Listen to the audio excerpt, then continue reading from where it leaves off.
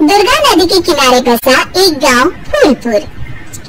गांव में कुछ 100-150 लोग रहते थे। अंजलि जो कि पास ही के जिले में रहती थी और 12वीं पास कर चुकी थी, उसके पिताजी ने बेटी को जल्दी विदा करने के लिए उसकी शादी फूलपुर गांव के मुकेश से करवा दी थी। मुकेश कभी स्कूल नहीं गया था और इस कारण वो पढ़ा लिखा नहीं था और बाकी गांव वालों की हालत भी मुकेश जैसी ही थी। मुकेश के घर में उसके माता पिता भी रहते थे। सासू माँ, मैं बाहर मंदिर तक जा रही हूँ, आधे घंटे में आ जाऊंगी। अरे अभी कहीं जाने की जरूरत नहीं है, चुपचाप जाके रसोई में रात के खाने की तैयारी करो। और ये घूंघट क्यों हटा लिया है तुमने? क्या पता नहीं कि इस गांव में औरतें बिना घूंघट के नहीं रहती। रात में अंजलि छत पर जाकर अपनी मम्मी से बात कर रही होती है, तभी गांव की 3-4 औरतें उसे देख लेती है और दरवाजे पर आकर उसकी सास से शिकायत करने लगती है। अरे क्या हुआ? अरे छत पर तो देखो, आपकी बहू मटक मटक के किसी से फोन पर बात कर रही है। दिन भर फोन पर लगी रहती है।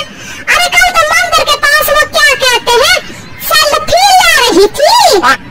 शहर की बहू रखना अच्छा शान की बात है, पर देखना इसके लक्षण से ये तो तुम्हारे परिवार को बदनाम ना कर दे। ये पहली बार नहीं था जब सास से गांव के लोगों ने अंजलि की बुराई या शिकायत नहीं की हो। अब तो ये रोज की बात थी। अंजलि ये सब सुन लेती है।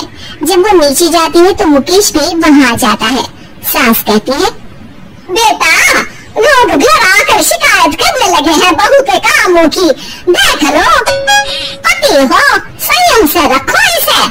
माँ जी, मैं तो अपनी माँ से बात कर रही थी क्योंकि यहाँ कोई बात करने लायक ही नहीं है और अब मैं माँ के पास ही रहूंगी। वहाँ क्या रहना, वहाँ बाहर के लोग तो ठीक है पर घर के लोग तो इज्जत ना दे सके।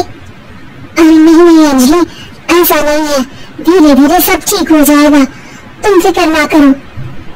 अरे बस कुछ बोलना ही नहीं है, सर पे चढ़ा रखा है बहू को। सास मुकेश की नरम बात सुन के वहाँ से मुंह चढ़ाकर चली जाती है। मैं तो कहती हूँ हम दोनों शहर चले जाते हैं। मैं पढ़ी लिखी हूँ, मुझे वहाँ नौकरी तो मिल जाएगी और थोड़े दिनों में आप भी वहाँ कुछ काम ढूंढ लेना। अरे नहीं अंजलि, हम यहाँ ना गाँव का खेत, माँ पिताजी को छोड़कर शहर नहीं जा सकते। माँ पिताजी को कैसा लगेगा और गांव वाले क्या सोचेंगे। ये कहकर मुकेश सोने चला जाता है और अंजलि की गांव वालों द्वारा बुराई का सिलसिला बहुत दिनों तक चलता ही रहता है। लेकिन अंजलि गुस्सा ना दिखाते हुए समझदारी से काम लेती है। बारिश का मौसम चालू हो जाता है। जोरदार बारिश से पूरे गांव में हाहाकार मच जाता है। दुर्गा नदी में बाढ़ आ जाती है और बाढ़ का पानी पूरे गांव की फसल तबाह कर देता है।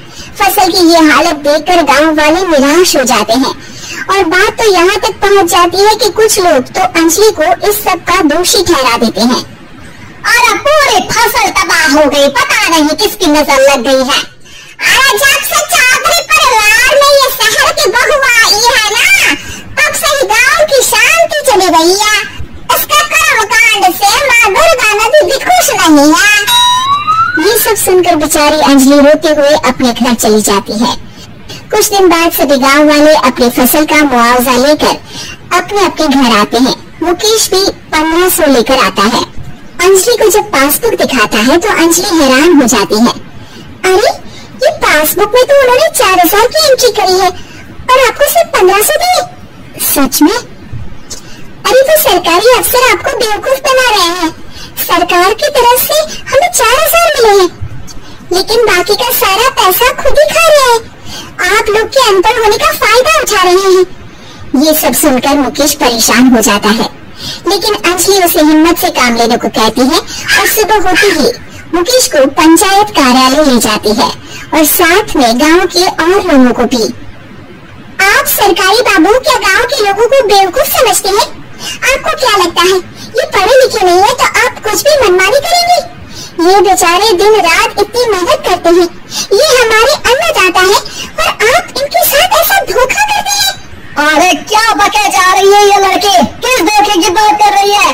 अपने कांड करके नदी माँ को नाराज करके हमारा नुकसान करके इसे चैन नहीं मिला क्या? सरपंच जी, इन सरकारी बाबू ने मुझे बेवकूफ बनाया है और मेरे हिस्से के पैसे खुद चट कर गए। बस ये सुनते ही सरपंच वहाँ से दुम दबाकर भाग जाता है।